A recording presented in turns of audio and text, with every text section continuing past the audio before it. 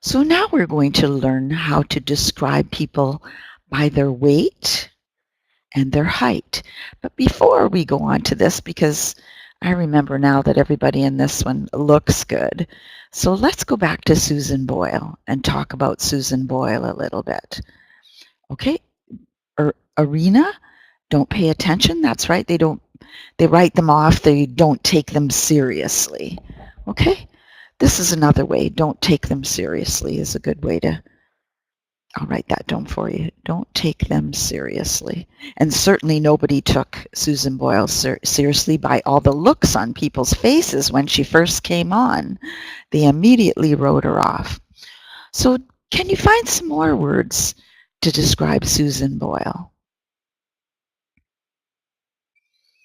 Any other ones? Okay, I'm not getting any, so I'm just going to write the word ugly, because some people might say she's ugly. But I don't want, yes, okay, she has a good sense of humor. Very well, good, yes, she did. I don't want anybody to ever call someone ugly, because it's an insult, so it's insulting. So you don't want to be insulting to anyone. Okay? You can say that something is ugly, but try not to say that a person is ugly. Okay? And we'll run across another word to not use later on. Okay, so try not to say she's ugly. You might say she's drab or dull looking, you know, D-R-A-B, or dull looking, nothing exciting. So she's unexciting, maybe, something like that. Okay. Or you might say that she's plain looking. Plain looking. She doesn't really have an alternative look. And an alternative look is usually how we describe somebody who looks really different than anybody else. Okay? Like they don't look like anybody else. Like you just look really different. Usually by the way you dress and your hairstyle. Some people are so modern that they look alternative. They look beyond stylish. They look a little bit weird sometimes when you see somebody who's so stylish that we call it runway styles. They wear them at the style shows, but you would never wear those clothes on the street type of thing. So that's alternative.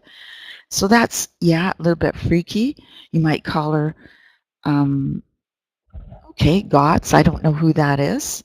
Freaky is, yeah, those people who look alternative or can look a little bit freaky looking, okay? Freaky's more a little bit, they might scare you a little bit too if somebody's freaky looking. You wouldn't want to walk up to them and talk to them. I'm adjusting my microphone. It seems to be falling off my head. There we go. Okay, good. So just don't call somebody ugly, okay, because that's not a very nice thing to say. Okay, so let's look at weight and build. Okay, so first of all, we're going to look at females. And a female is slim, usually, and we can call a man slim as well. And we have a Russian word here, and they've written neat, but I'm not sure if it really means neat or not, because neat is when you're tidy and you keep your house neat and your desk neat and all that. So you can be neat looking. In other words, your clothing look neat and your hair is perfect and everything. Okay? You might say, but there might be another word for that, and I'm not really sure what it is, but it might be proper, because she looks very proper to me by the way she's sitting with her feet close together and her knees close together, and just she looks rather proper to me. Okay, yeah, neat looking, proper. You might also use sophisticated. Instead of neat, maybe sophisticated, because I don't really know what that Russian word means to translate it. So I'm trying to find some other words. Another word for sophisticated is refined. If you're refined, you're really educated, you have good manners, you dress properly, so she's proper looking, okay? Or it might mean elegant or charming. I'm not sure what that word means, but here are some other words to describe this woman, okay? Now, if a woman is small, you can call her petite. Okay, she's a petite woman. It's a French word, petite, and pronounced in kind of a French way. Okay, so let's look at men now and how you might describe a man. You can call him slim, but you can also call him slender. And you can call a woman slender as well. Okay, it wouldn't matter. Maybe in Britain, I know that you learn British English, but in America, you can call a man or a woman slim or slender. You can also, but a man, we never use lean for a female. That's for a man only.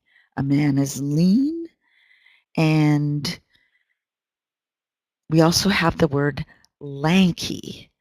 This is when you're extremely tall and thin, and you're towering over everyone. So you might say that someone is towering, like a tower, if you know what a tower is. So a person can be towering, okay? So that's a good word as well, towering.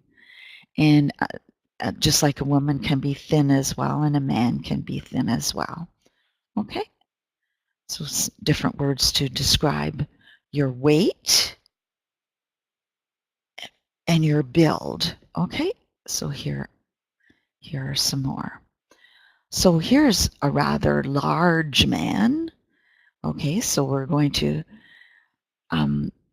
have some words that mean the most common way to call someone fat is the other word that you should never call someone fat. Okay, it's very insulting. So never call someone fat. Okay, you're going to call them overweight. Okay, or you might call them plump.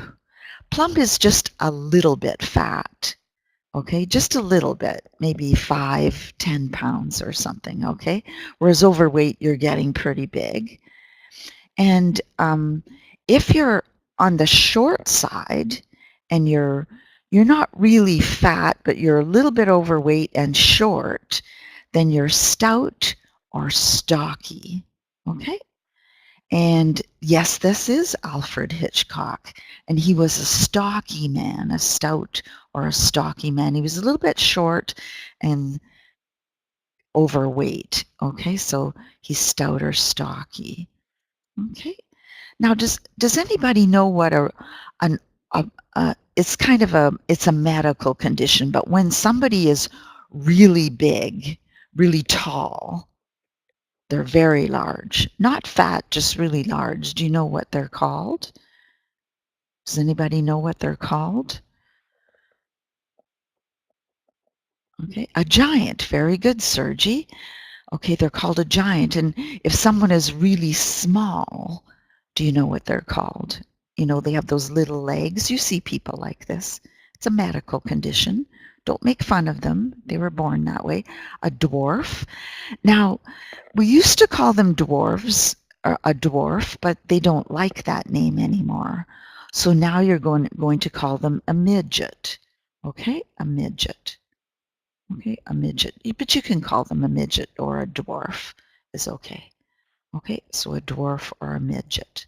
Okay, so those might be words that you might use. Giant's the easier one to remember, right? Because it simply means big. It was a giant meal. You can use it even to describe anything big, giant, okay?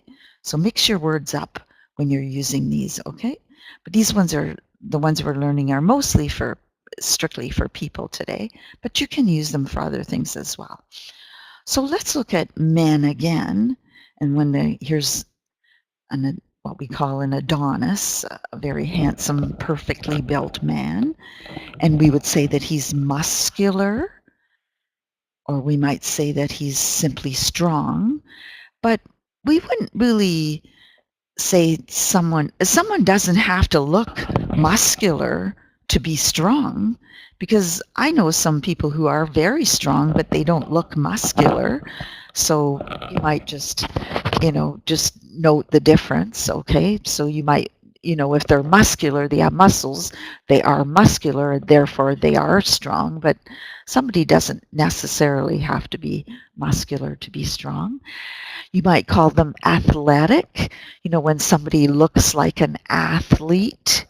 Okay, so the noun is an athlete. Someone who plays sports is an athlete. So you might call them athletic looking. Okay, or someone who just looks normal, has a medium build. Okay, a medium build.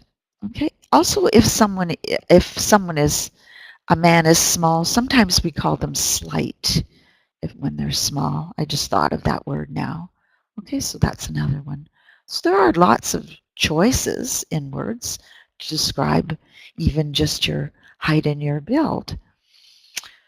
Okay, some more. Okay, so we've got short, so a midget or a dwarf is short.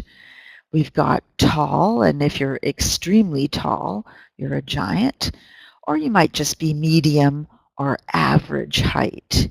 Okay, so medium or average, which is obviously what most people are, medium or average height. And your height depends on the country you're in as well, because when I was in Japan and China, I was considered very tall, extremely tall.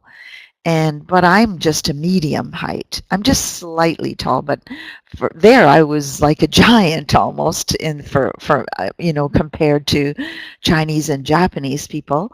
And when I went into the stores, I'm actually a small size. My clothing, happy to say, I didn't gain any weight. So I'm still the same size as I was when I was a teenager. So I'm a small size, but I had to wear what's called XXL, which stands for extra, extra large, almost the biggest size. And in Japan, I couldn't buy shoes. I went to buy some running shoes or sneakers, and I had to buy ones for like big boys or small men's, because they didn't have shoes to fit me. So that's kind of an interesting story too. So everything is a comparison where you are.